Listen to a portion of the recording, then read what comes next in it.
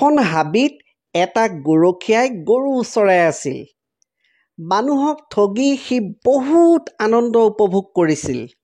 এদিন গাঁৱৰ মানুহক ঠগিবলৈ বুলি বাঘ ঐ খালে ঐ মোক বচোৱা ঐ বুলি সি মিছাকৈয়ে চিঞৰিবলৈ ধৰিলে।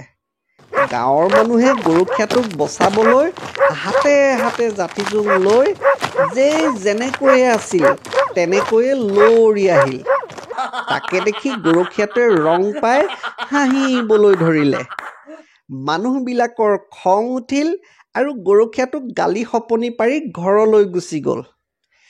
কেইদিনমানৰ পিছত সি আকৌ বাঘ ঐ খালে ঐ মোক বচোৱা ঐ বুলি চিঞৰিবলৈ ধৰিলে। গাঁৱৰ মানুহে এইবাৰ সঁচাকৈয়ে বাঘ ওলাইছে ভাবি জাঠি-জোং লৈ গৰখীয়াটোক বচাবলৈ আহিল। মানুহক দেখি গৰখীয়াটোৱে পুনৰ ৰং পাই হাঁহিবলৈ ধৰিলে।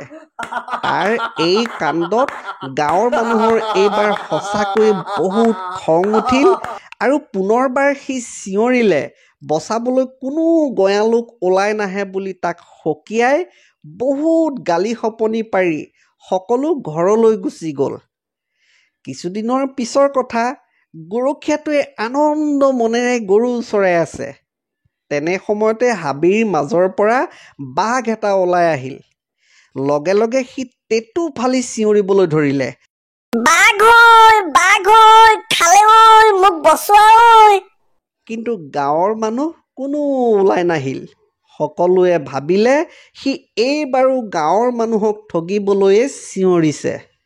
লাহে লাহে বাঘটো গৰখীয়াটোৰ ওচৰ চাপি আহিল আৰু তাক থাপ মাৰি ডিঙিত ধৰি হাবিৰ মাজলৈ চোঁচৰাই লৈ গ'ল।